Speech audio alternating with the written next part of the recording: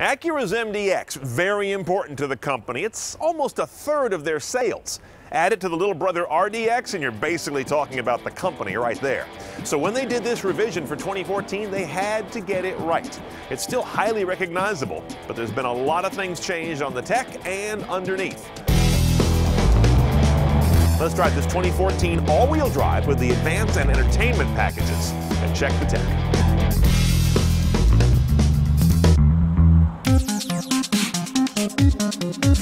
Now you'll notice the MDX is still very much the same kind of look. A little softer and thicker to my eyes, a little more outy to be honest. It's 2 inches longer, but it didn't go to legroom for the front row passengers, more to the rear cargo space. Now to my mind it is, like so many vehicles in its class, a 2.5 row vehicle. There is a so-called third row of seating, but it's actually seating. Luckily, if you do need to use it for like groceries, it's easier to get to. Now they have an easier sliding second row technology. Now, if you haven't been in an Acura lately, this is pretty cool. Stacked, large LCDs, and they've revised the interface rather substantially. This down here on the bottom is a really good looking and major improvement over what Honda Acura used to do for presenting media and such. Here are your sources. Let's take a look at these.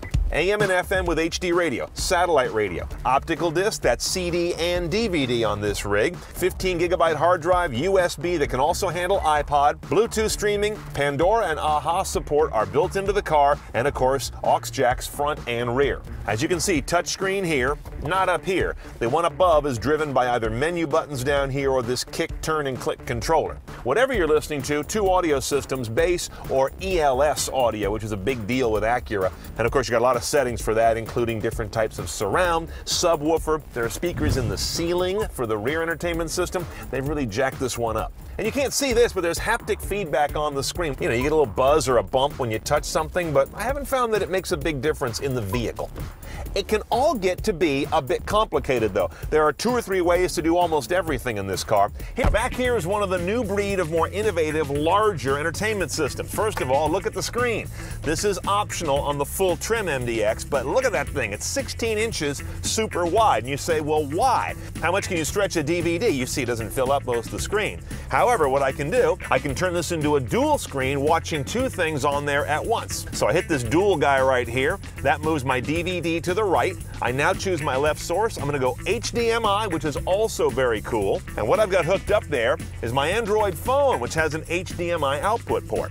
So there it is. I'm using mirroring mode on my Android OS, and there's the desktop of my phone. That's kind of interesting. So this can become kind of the ultimate remote desktop as you're working in the back, or just go to YouTube and your phone becomes your all-in-one entertainment system right here on a nice big screen.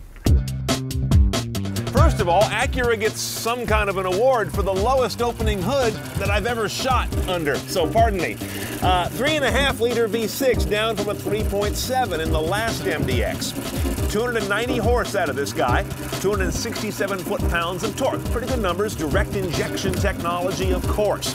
0 to 60 for this roughly 4,300 pound crossover SUV is 6.5 seconds or so in the all-wheel drive trim. A 6-speed automatic is your only choice. That's a relatively small number of gears by today's standards, and the top 2 are overdrive, part of that MPG thing, but I'm going to want to see if it hunts out the top gears too much, because I always hate that. It kills responsiveness.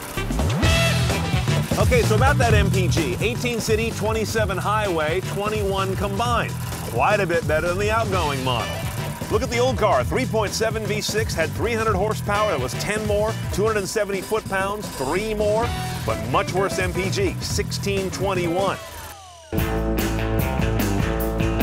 Okay, on the road, the MDX has nice smooth power. It doesn't come on with a sporty urgency, no matter what I do, unless I get on the gears, drop it down a couple, get it in sport mode, and really get some revs working. You gotta really push it to get this thing to have any urgency. Now let's get on the freeway and have a little bit of fun with our self-driving MDX, which it just about is.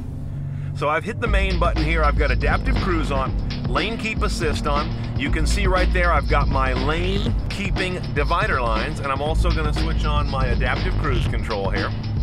You see, if I get into that motor, it's really nice, but you gotta really prompt it to wake up. Okay, so now I'm gonna drive along here in these lane lines, and I'm gonna let the car steer its way between the lanes. Okay, now let's see if it'll take over. There we go. Now my hands are right by the wheel for safety in case this thing doesn't get it right. I'm drifting a little bit in the lane here. And if you look in that overhead camera, I think you're going to see it start to steer. See that little nibble right there? It's not dramatic. See that? Right there.